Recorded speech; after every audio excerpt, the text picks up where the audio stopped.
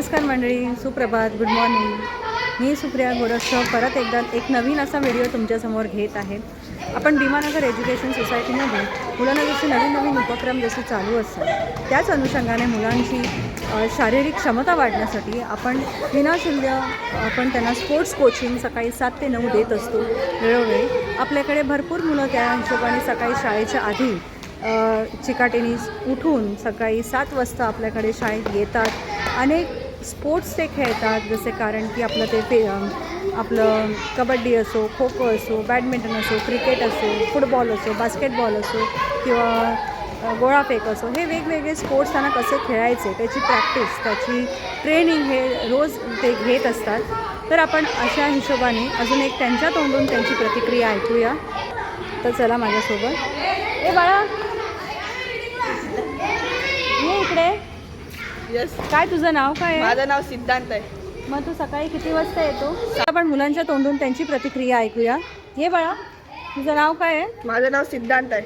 So camera पकडशील जरा, असं तू असं. ओके. सो सिद्धांत, तू सकाळी किती वाजता येतो खेळायला? 7 वाजता. मग तुला कंटाळा नाही येत सकाळी यायला खेळायला? नाही, तिकडे बघ, तिकडे बघ. कारण की सकाळी खेळायला मजा येते, कारण की सकाळी खेळल्याने आपला स्टॅमिना वाढतो. मग तू रोज सकाळी उठतो वेळेत? हां. आणि मग काय काय स्पोर्ट्स खेळतोस?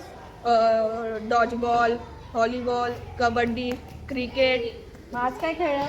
आज कबड्डी खेळली आणि दादानी कबड्डी खेळून तो फुटबॉल घेतला, ओके मग व्हॉलीबॉल घेतला. Okay okay. तर तू रोज येणार? हा, रोज. स्ट्रॉंग बनणार? हो. आई बाबांचं नाव मोठं करणार? हो. All the best to you. Thank you. आज आपण दुसऱ्या मुलाची एक प्रतिक्रिया ऐकूया. हॅलो, काय नाव तुझं? प्रीतम. हे असं हे लाईट येतोय. सो प्रीतम, येतो सकाळी स्पोर्ट्स खेळायला? हो, काय तुला का वाटतं स्पोर्ट्स खेळावं? की मला स्टॅमिना मिळाल्यावर मी पुढच्या लेवलवर खेळायला जावं. मग तुला स्वतःला अजून इम्प्रूव्ह करायचं? हो. मग काय काय स्पोर्ट्स तुला कुठला स्वतःला स्पोर्ट्स आवडतो? कबड्डी. मग तू सरांना तसं सांगतोस की नाही की मला त्याच्यात एक्सेल करायचं आहे? शाळेचं नाव, तुझं नाव, आई वडिलांचं नाव तुला मोठं करणार आहेस? हो. नक्की. तर अशा प्रकारे आपण भीमानगर एज्युकेशन सोसायटीमध्ये मुलांच्या सर्वांगीण विकासासाठी वेगवेगळे उपक्रम तर चालूच असतात. आणि त्यांना जे आवडतं, त्यांना जे स्पोर्ट्स आवडतात, हे स्पोर्ट्स आपण त्यांना, ही सुविधा आपण त्यांना देत असतो. त्याच्यासाठी ते खूप खुश आहेत. कसं वाटलं मग मुलांना तुम्हाला? करणार अजून स्पोर्ट्स?